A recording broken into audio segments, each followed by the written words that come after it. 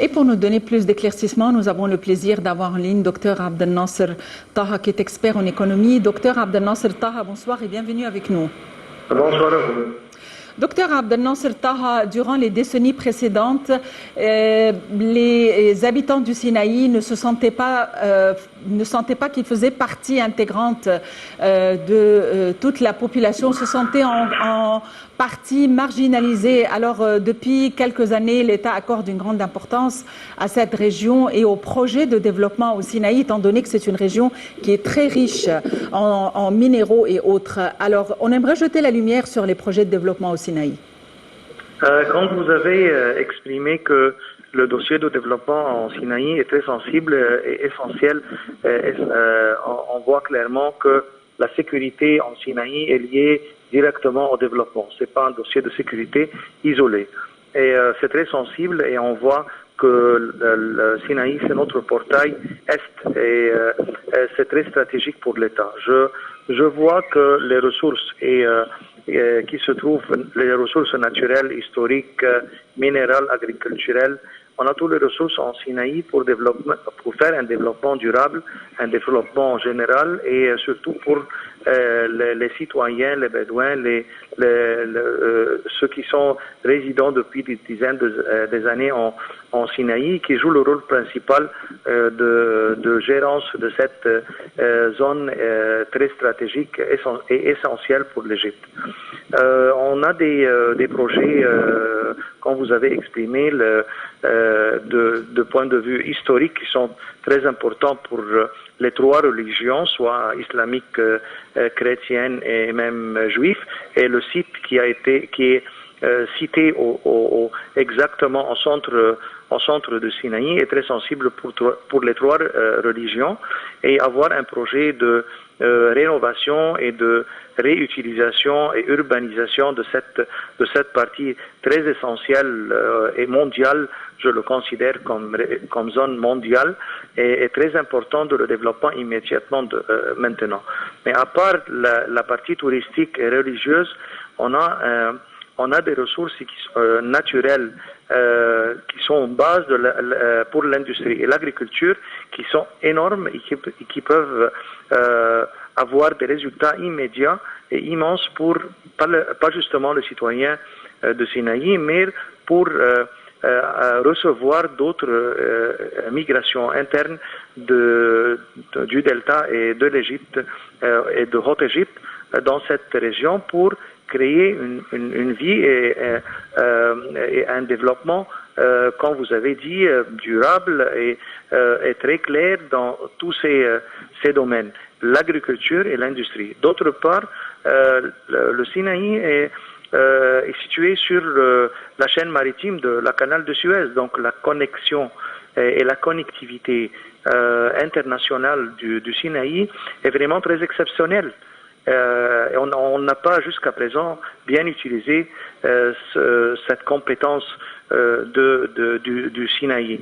Je crois que le sud du Sinaï est un exemple qui est très très positif dans le tourisme, mais le reste du peninsula a besoin d'avoir un plan stratégique urbain et développement industriel et économique beaucoup plus clair.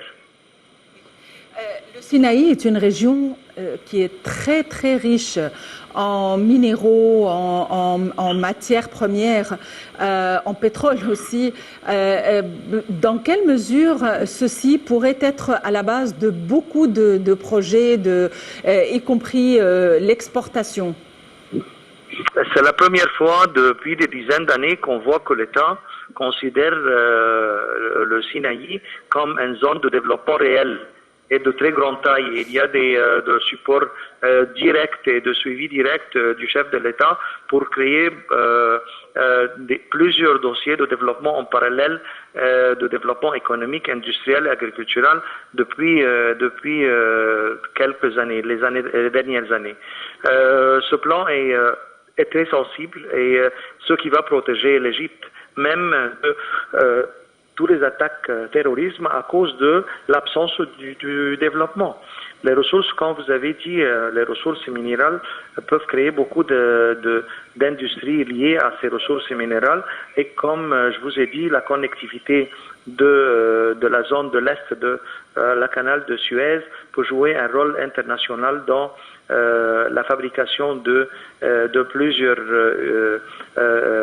ressources, on a du marbre, on a le sable, on a beaucoup de produits naturels qui peuvent être fabriqués en Sinaï et offrir beaucoup d'offres d'emploi pour les citoyens dans cette région. Il y a aussi des projets, des micro-projets au Sinaï qui se tiennent aussi pour les femmes qui ont à l'heure actuelle un accès au financement, peut-être pas le financement régulier qui est les banques, mais des instances financières. Dans quelle mesure ces micro-projets existent dans la région du Sinaï? Je considère que ce point, de mon point de vue, je suis toujours intéressé aux grands projets parce que les grands projets ouvrent beaucoup d'offres d'emploi et génèrent beaucoup de business d'affaires dans la région. Mais ce qu'on peut classifier, ce que vous avez exprimé maintenant, c'est l'identité du Sinaï. C'est de bien présenter l'identité bédouine de cette région qui a une nature, soit pour les naturels, pour les citoyens, la façon de vivre, pour faire un caractère bien distingué à cette région. Mais je considère qu'on doit essentiellement commencer par les grands projets de développement, les grandes usines, les grandes exportations, l'éducation en général. Ça vient de la deuxième degré, la seconde degré, c'est de bien donner une identité exceptionnelle à cette région et aux produits qui viennent de cette région. Comme vous avez dit, les produits naturels, par exemple, et qui ont de l'art bédouin et l'art arabe dans cette région comme caractère, mais pas comme développement essentiel. On a parlé du canal de Suez et évidemment le canal de Suez est une région qui a des zones industrielles, qui a où doivent se tenir des projets de développement aussi.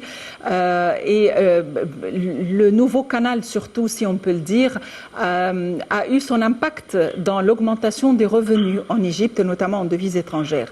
Comment peut-on évaluer l'impact économique de cette région du canal de Suez à l'heure actuelle?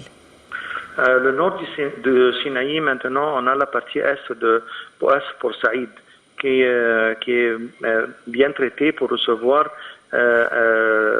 des grands projets de logistique et qui sont prêts depuis 2, 3 ou 4 années, qui sont bien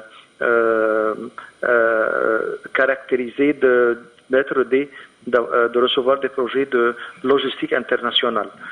C'est l'est de Port Saïd à l'intérieur du Sinaï. Mais on a aussi la connexion de le grand plan de traitement d'eau pour l'irrigation qui vient d'être inauguré l'année dernière pour fournir beaucoup d'eau pour l'agriculture et être connecté à l'intérieur de la zone agriculturelle au nord du Sinaï. Et je considère essentiellement que le nord du Sinaï doit être une priorité immédiate pour le développement et la base agriculturelle est très importante et le logistique aussi est très important.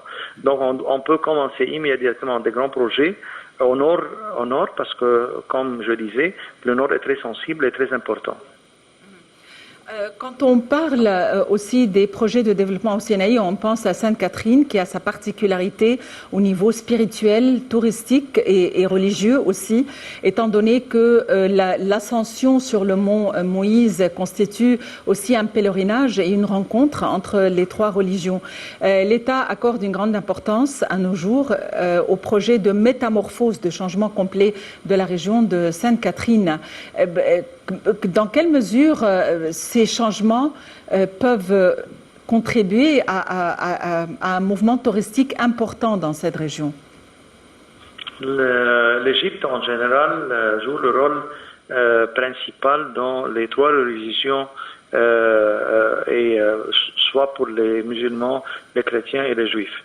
Et il y a plusieurs sites, mais essentiellement ce site est bien caractérisé parce que c'est considéré par les trois religions comme une valeur spirituelle exceptionnelle. Et le tourisme religieux est vraiment très essentiel et très important. On peut facilement recevoir beaucoup de tourisme religieux dans cette région. On a le passage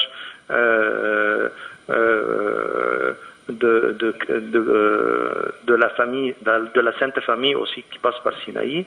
On a au sud, donc on peut créer une chaîne de visites et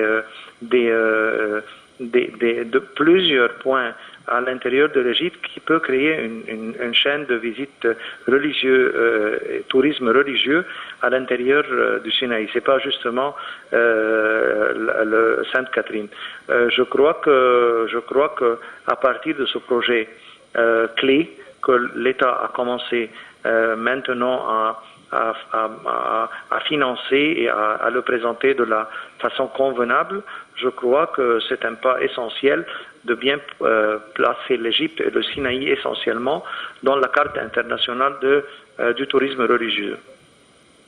Docteur Abdel Nasser Taha, vous êtes expert en économie. Merci d'avoir été avec nous aujourd'hui.